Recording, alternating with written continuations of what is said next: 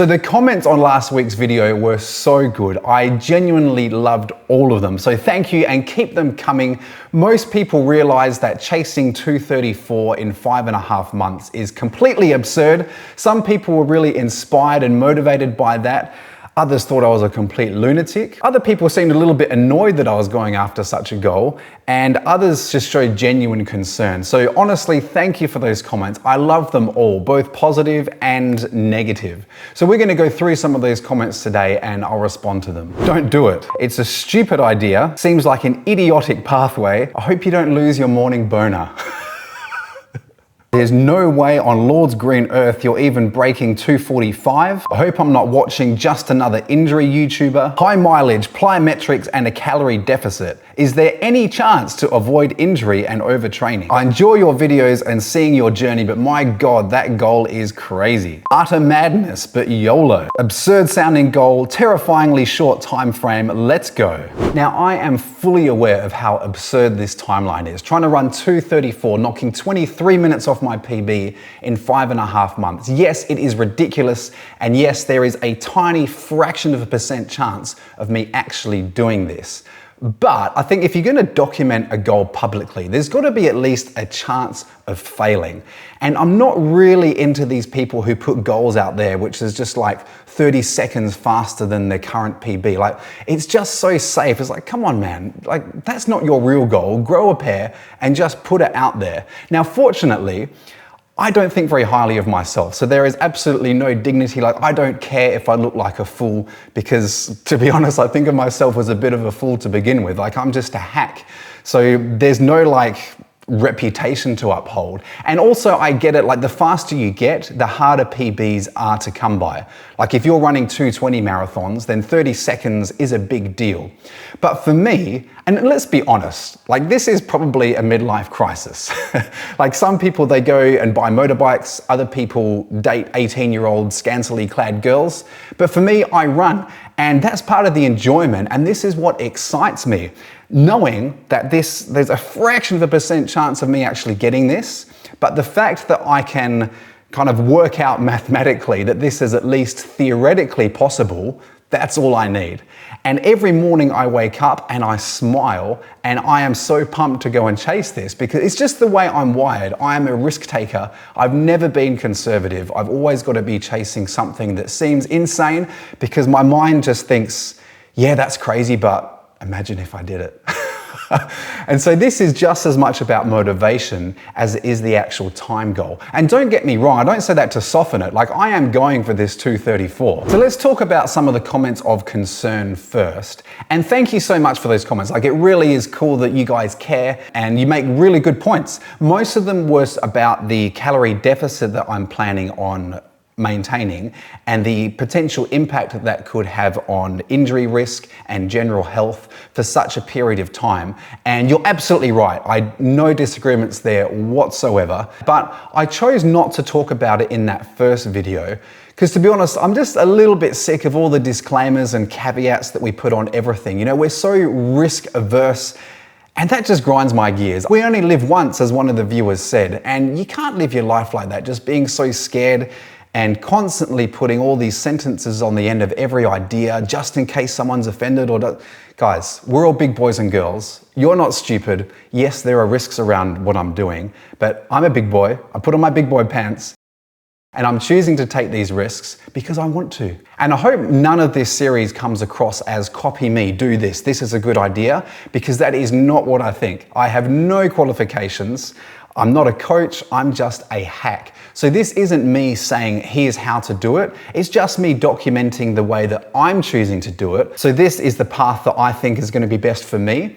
Now when I say best, that's weighing up entertainment and just fun for me, along with best practice. I'm fully aware that trying to train for a marathon in a caloric deficit isn't optimal. And that leads us on to another controversial topic, which is weight loss. And a lot of people avoid this because of the potential issues. But once again, I'm just a little bit sick and tired of all that.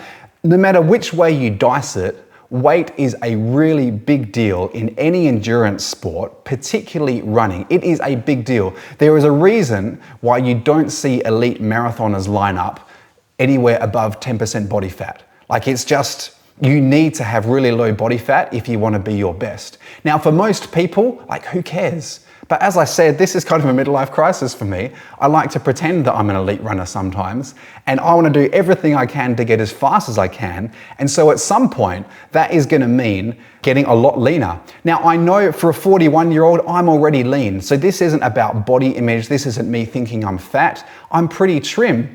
But if I want to get to where I'm going, there's no way around it. I've got to weigh less, and I'm going to try and hang on to some of that muscle and just have every kilogram on me to be functional weight. Now, fair enough, you might be thinking, but there are ways of doing that, and I absolutely agree. The way I'm doing it is stupid, but I'm stupid. Like, hi, my name's Jimmy. Welcome.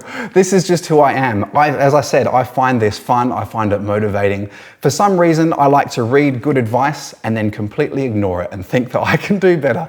That's just the way I'm wired. Yes, it would be much smarter to aim to get leaner over years and years, having a really slight caloric deficit. But in my defense, my actual marathon build won't be starting for another few months. So this is just regular training.